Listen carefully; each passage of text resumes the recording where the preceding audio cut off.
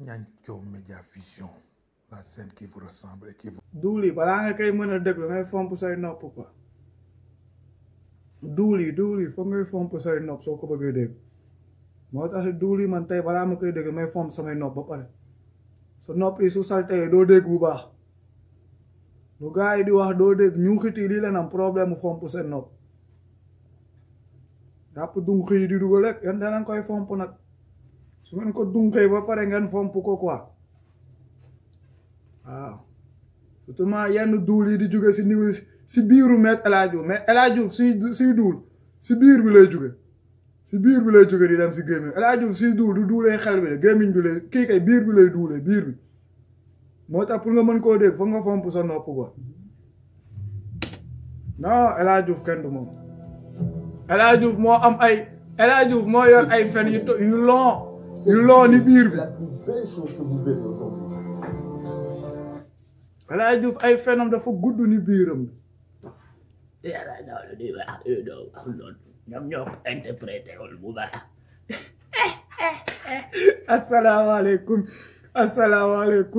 asalaamaaleykum siyaar naa la yéen ñëpp ku nekk si turam ak santam di leen jox seen wàccuwaay di leen dalal jàmm naan am leen jàmm si darajay Seydina Muhammad ñu commencé waxtaan bi si bismillahi rahmani rahim pare ko si alhamdulillahi rabbil alamin comme nu ngi koy defee chaque jour léegi daal di commencé toujours continuer rek waaw duul yi de ñoom la kilifa yi moom la ñuy denc duul yi la kilifa yi di protéger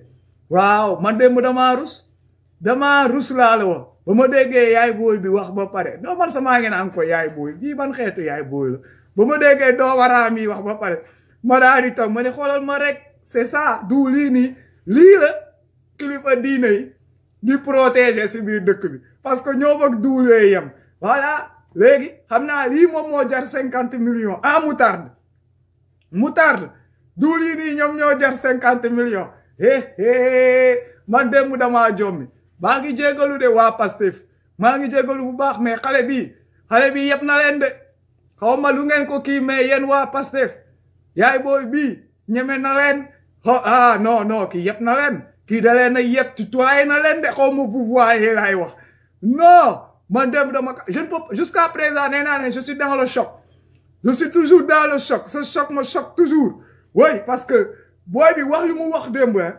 ku yor xelab dëgg di ko doxee ba mu pare nga war a tëj histoire bi daan ne non Macky Sall kii nag moome bii moo si desoon lii moom moo desoon moom ak ay ngeñam quoi xam nga pour ñu ñëw servir nous mais c'est extraordinaire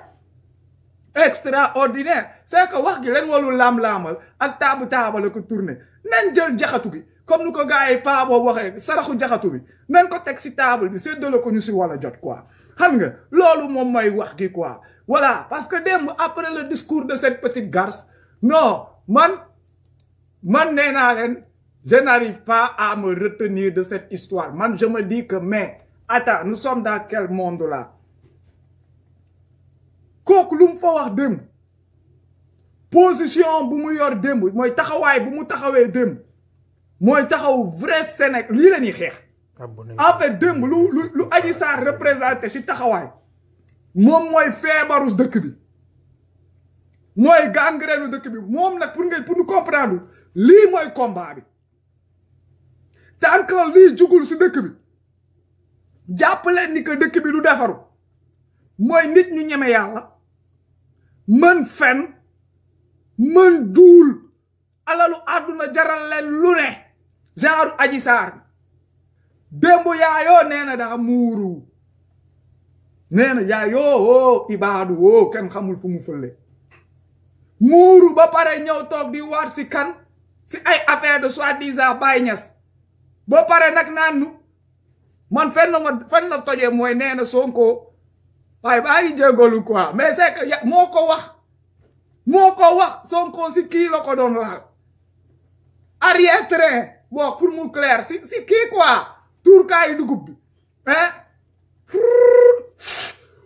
donc du ko doon souffler loolu laa tuddee soufflet donc moom mais je comprends rien toog di ñuy paj-pajal elle n'a rien expliqué ba pare naanu na waat ni que musul am rapport ak man non léegi affaire bi ay waat ndax am rapport la wala affaire bi viol la waaw biir bu nuy bañ a tudd nag biir bu nuy bañ a tudd biir bi lu si xew baa du frère am boobu mu doon naan yaay xaw ma nan mbay ne yaay rek leen bokkul est-ce que du baay bi parce que ñun si mbedd taxaw bi leen màggee on connaît tout lu fa dox tous ces petites filles là kii sama grand frère ay xamante ne laissez-moi ça arrêtez un peu ça quoi arrêtez un peu vos rigolades quoi non mais c'est magnifique le Sénégal est extraordinaire quoi on a des courts-métrages te lu si gën a neex man le grand Ousmane Tounkara je m'excuse quoi non xam naa lii moo tax nu teel ko dindi pour que mu bañ a fekkee yii quoi parce que xam naa ni ko su fekkee woon yii moom ak tamit ak ay jabam non leer na ma looloo tax Macky Sall teel ko ki parce que c'est bizarre quoi nu kii ko rek Adji Sarr ba nga profité génn am lu mu expliqué mais xam nga vous avez calculé les mauvaises personnes mais moom la man damaa jommi non dafay woote këram lu mu doonul parce que lu mu bëggoon mënu ko woon am si sonoy daam léegi mu ne woon sax su ma teeloon a gis du takk ñaareel gi ma lay takk léegi ñëw na comme moom si jacuzzi be fu nekk ba waxul si kanam de si ginnaaw man si ginnaaw laa dégg wax gi leer na si ginnaaw ba pare nag yu nee na nag yu torrid yooyu noonu dóor yu bàcc yu metti ma ne ko mais gastara marak à 20 ans ma petite yow bàyyi nga l'aventure en arrière maintenant yow yaa ngi ba pare nga gis ko mu toog noonu yow xanaa du foofu lan la doon soq ba pare yaa ngi toog nga non c'est extraordinaire maître El Hadji Diouf nekk si wet bi toujours soufflette nee naa ko El Hadji Diouf on a qu'à s'asseoir un peu le peuple sénégalais affaire bi on a qu'à réfléchir je veux que vous partez m'amener un procès gagné par El Hadji Diouf s'il vous plaît quoi soyez un peu raisonnable dites-moi un seul procès que El Hadji Diouf a plaidé technique ki duggul kaso wala nekkul si kaso wala affaire bi mujjee ay coow wax leen ma si benn El Hadji Diouf n'a jamais remporté de procès Ousseyn Abré xam nañ fu mu mujj Ousseyn dégg ma El Hadji Diouf daa dem ba suy dàq di nit sax pour ñëw plaidel ko su nekkee borom xel day daw Assane Diouf ba mu ko El Hadji Diouf bëggee plaidel ba mu dawee dafa teel a li weerew teel naa parce que ba muy soog a ñëw El Hadji Diouf plaidel ko dafa yàgg at la fa def at ak lu teg El Hadji Diouf a ko plaidé woon ba muy soog a ñëw tax waaw Assane Diouf sama doomu baay la su ko plaidé wul ma plaidel ko saa waay il a pris mu comprendre deuxième fois moo tax ba mu ñëwee Assane tel ko ne hey saa waay ceeneel faut être le gars c'est un morpion qui accompagne les gens en prison pour s'assurer ni que tu vas y rester ou bien tu vas avoir ton compte biiram bu rëy boobu moo ngi noonu fii la nu fekk transhumé yi yëpp fii la nu fekk tantôt mu mat tantôt mu ëf tantôt mu saaga tantôt mu xas kenn xamul lu mu bëgg man nag ce qui me fait plus mal mooy pourquoi ce peuple sénégalais veut s'attarder derrière ce con El Hadji Diouf moo nekkul nit ku nu wala sax may valeur ba di ko déglu ba di kii di ko jox du ko wala bàyyi muy ak occuper la galerie nu yemale ko au même niveau que les Ouzin Keita ak Pawlish xam ni que saa yu génnee nu jàppee ko ni comédie wàccee si stress bégal si sunu bopp et continuer xam ni que c'est rien de sérieux qu'il y a là-dedans mais je suis dommage je suis vraiment je te dis dans d'autres domaines affaire bi mais daf ma jëlee kaw nous on nous a dit d'un viol léegi am na point bu extraordinaire bu fa génn mooy yow ñoo ngi la violé nga pare nga daal di ne yow da ngay dem pour daal di defi ji plainte wala da ngay dem pour nu àtte la mais bureau plainte yaakaar naa police la moom lan moo ko yóbbu hôpital ba pare mu toog ba mu nekk soog a dem police doon yaakaar naa ni ko police ngay dem police yóbbu la hôpital yaay booy bi xolal di patin yaay booy ba nekk fa di patin El Hadji Diouf fële di am nu muy expliquer bëgg a tourner wax gi te pourtant lu mu ko wax c'est clair ne journaliste bi naan ko waaw mais waaye c'est daal di bëgg a changer wax non C'était la seule question pertinente de toute cette interview. Mais les ñun tamit ba procureur di japp affaire du noné won ñongi où sont ces soi-disant le sperme là, cet ADN tout ça là, où est le truc du procureur? Tout ce qu'ils ont mis dans leur plainte et dans leur truc là, c'est où? Néwon na len bu yag ni que li la ci bëggoon xam nga li ma ngi togon fi ay ta na len ana Adji Sarr na genn wax dafa wala genn wax mo gan mu tok fofu don ki même suñ ko naxé même suñu organiser ça nañ ñëw wax parce que ñu mi waxal du ay dof xam nga wax na ko fi ay jamono ya même pas longtemps fan ñu ñëw mu c'est ça le truc li leen bëgg portez vos couilles kay leen ngeen jaakaal ak même su ngeen yaakaaré ni que da ngeen ñuy nax wala da ngeen ñuy duul bëgg nen mais osez les porter et le dire comme ça ñun nak déssé nak suñu bop ak suñu xel si ngeen di xam ndax mat nañu ay Colombo wala mat nañu ay Derrick. On va remettre tout en pièces. Nous, on a comme il le fait. Donc, il faut le faire. C'est ça le truc. Si nous avons l'ici, Adji Sarr demb, jusqu'à présent, wax ki ça day gëna continuer mais ça a clos beaucoup de débats et beaucoup de points. You clair? Les gens vont l'attendre avec impatience. Ouais, néna da bir no. Adji Sarr 9 mois yow. Yow 9 mois sori na coow li bon ko commencé boobu ak léegi xanaa weer romb na gaa yaa ngi compter léegi di la xool di la jeewoo non biir di nga ko gof te ADN léegi nee naa la soo tuflee sonu ADN la ADN léegi c'est gratuit c'est facile yomb na dina lijjanti affaire gi parce que wax gi ba léegi féetewul boor démb cette fille a carrément démonté même les personnes qui l'a porté un grand soutien. Man nit ñu ma doon dégg sax nu koy soutenir di ko jàppale naan ay ki di wax jullit ak jullit sax démb daf leen a attaqué naan leen ay yéen comme nii ngeen may def ay lii bay bëgg a jéem a jël coow li sauf que léegi patronu salon bi pour jéem faa wax déggoo si biir affaire bi muy jéem a andi ay non mais kii mooy doomaraam pour ne duñ fa doon def massage body ah non duñ fa def massage body savonné ki nangam yow parce que la nit ñi gis nañu nu koy waxate autorisation bu femme bi am gis nañ wax na bu pare léegi elle vient non loolu avant la woon ay léegi ki nangam pour dire seulement ni que cette femme elle n'est pas droite day jéem a baaxlu mais baaxul que day jël jigéen ñi si biir foofu di leen cagatuloo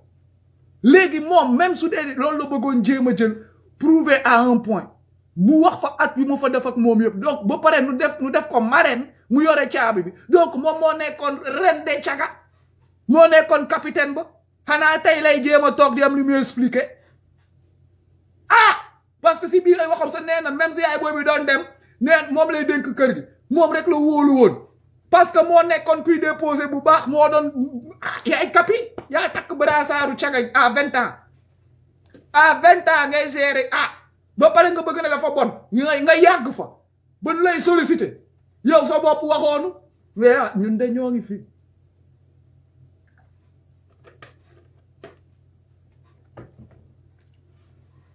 patron garage suy gën mécanicien bu gën a taq ku mu xam ni que kii mën naa gérer ay problème moom lay bàyyi garage bi du dem jël apprenti ne ko kay xoolal ma garage bi ma dem bras droit mécanicien am lay jël teg ko xam ni que kii su dara ñëwee mën na gérer garage bi donc yow nga bëgg na ni que bërëbu caga la woon nga yàgg fa ba nga xam ni que boroomu bërëbu caga boobu noonu su doon génn yow rek la siy wóolu yow rek yaay toog donc ça veut dire ni que yaay bu mag bi yaay kapi bi parce que moom après retraité la dafa yor donc loo bonal doo si set yaag sa kaala doo si set xam nga souvent sama problème ma gars yi mooy loolu nee naa leen sama wax dafa cru parce que lu tax wax gi cru dëgg bi ak lu ñuy jàkkoonteel jamono jii nii moo lâche moo cru moo ngi nii sunu kanam il ne faut pas être intelligent wala avoir des diplômes wala être un scientifique pour voir cette doctrine pour voir cette merde pour voir cette chose qui se am nga moo ngi nii devant nous on la voit bel et bien on sait de quoi il s'agit. Mais c'est nous, au contraire, qui aimons aller créer des choses pour se cacher derrière et essayer de s'expliquer des... pour ne pas accepter la réalité. moo tax wax gi nag suñ ko bëggee arranger comme nu ma ko waxee foog nu commencer teg wax gi si digg bi te wax gi dafa wala cru ku si mën a jariñoo si ku si funki nu ñuus la loolay wax gi su genre Adji Sarr yi ñoo bëri Sénégal nag je suis désolé de mais genre Adji Sarr yi y en a trop au Sénégal moo tax ma naa leen le news national te donoo yëpp y a un yabel dans cette société y a un yabel maa ngi jéggalu parce que soo demee ba nga xool duñ koy bañ a wax parce que nous sommes pas racistes nous appelons lu naan à l'université à l'universel et à tout partager quoi mais xam nga mais daa am ñoo xam ne ils profitent toujours de ce truc pour profiter de xam nga dérouler leur plan machiavélique quoi Macky Sall fait du bandoum Macky Sall fait de ces choses nga xam ne que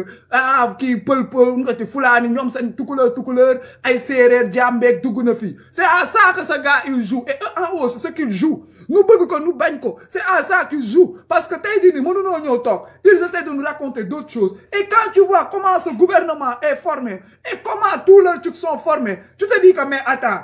il y a un ça dessous